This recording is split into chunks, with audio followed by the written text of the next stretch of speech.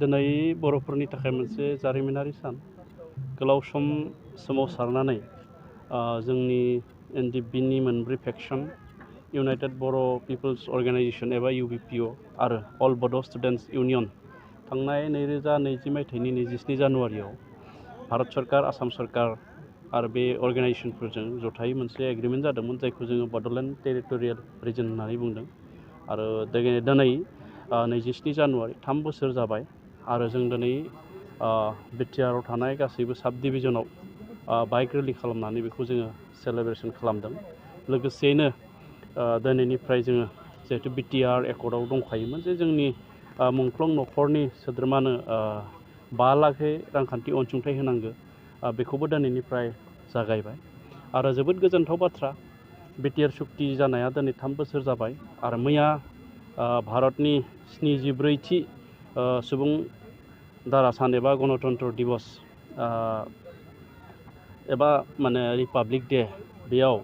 आसामनि मानगोनां गिबि मन्त्रि डक्टर हिमन्त बिश्व शर्माया फोसावबाय जे बिटिआरनि जि एकर्ड दफा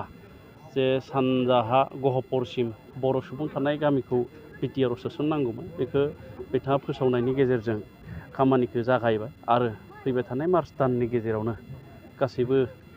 अफिसियेल बा गासैबो खामानिया जासिगोन आं बेनि थाखायनो गिबि मन्त्रि डक्टर हिमन्त बिश्व शर्मा बिथांखौ आंनि गोसो सिंनिफ्राय साबायखर बावहरदों भारतनि गिबि मन्त्रि गाहाय मन्त्रि नरेन्द्र मदि नखर मन्त्रि अमित शाह बिथांमोननिसिमबो आङो साबायखर जासिदों मुंख्लं न'खरनि सोद्रोमाफोरनिसिमबो आङो सिबिनाय जासिहरदों मुंख्लंनि थाखायसो जों दिनै बेसिम मोनसे थासारियाव सफैदों आरो जोंनि सनितपुरनि बिश्वनाथनि जिल्लानि जिफोर बर'फोर दिनै बिटिआरआव हाबनायनि थासारिखौ मोनबाय आं बिथांमोनखौ जोंनि बिटिआरआव बरायबाय आरो बिथांमोनखौ लानानै जोङो फैबाय थानाय समाव जोंनि जौगानाय खामानिखौ जोङो मावलांगोन रन्जन दैमारि आरो बेनि अनगायै माखासे एनडिएफबिफोरा दासिमबो उदां अख्राङाव लाबोनो हानाय जायाखै बे समावहाय फैगोन दासिम एनडिएफबिनि जेसेबांखिनि केडारफोरनि फिसा फिसौ केस दङमोन बे फिसा फिसौ केसखौ उइथड्र खालामबाय आरो माखासेया उइथड्र जानायनि लामायाव दङ आरो लोगोसेयैनो एनडिएफबिनि फाउन्डार चेयारमेन मानगोनां रन्जन दैमारि बिथांनि जि भार्डिक्ट बे भार्डिक्टखौबो जिहेतु लवार कर्टआ एबा हाइ कर्टआ बिथांखौ फिन जेलाव जोबथेनायनि दोननायनि मोनसे भार्डिक्ट होबाय आरो बेखायनो जोङो जोंनि सरकारनिफ्राय सावरायलायनानै बिथांनि जि केस बेखौ जोङो सुप्रिम कर्टआव नांनो थाखाय दैथायनाय जादों आरो जोंहा फोथायनाय दङ खम साननि गेजेरावनो रन्जन दैमारि बिथाङाबो उदां अख्राङाव फैगोन लोगोसे जेसेबांखिनि एनडिएफबिनि केडारफोर दङ दैदेनगिरिफोरा जेलाव दङ गासैबो बिथांमोनखौ जोङो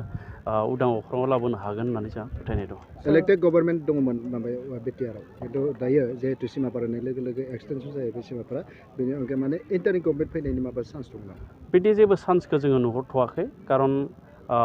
मैया चिफ मिनिस्टार बिथाङा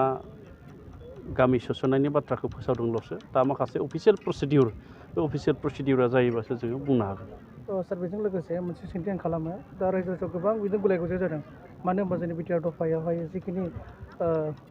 तामुलपुर बे डिस्ट्रिक्ट जाना थांबाय दा बेजों लोगोसे बेबायदिनो बर'फ्रा गुलाय गुजाय जादों माथ्र खोथा होननानै खोथाजों थगायगोन नामा होननानै बे मोनसे गुलाय गुजाय फैफिनदों तामुलपुर जिल्लाखौ बोखांफिनाखै बेखौ आसाम एसेमब्लिनि माखासे समस्तिखौ डिलिमिटेसन खालामदों एबा दाफामफिनदों दा बेनि थाखायसो माखासे एडमिनिस्ट्रेसन असुबिदानि थाखाय तामुलपुरल' नङा बिश्वनाथ दङ बिदि बजालि दङ हजाय दङ बेबायदि आसामाव मोनब्रै जिल्लाखौ बोखारथ'नानै दोनदों जेब्ला डिलिमिटेसननि खामानिया एबा समस्ति दाफामफिननायनि खामानिया जोबगोन अब्लानो तामुलपुरजों लोगोसे मोनब्रै जिल्लायाबो फोसावजागोन आरो जोङो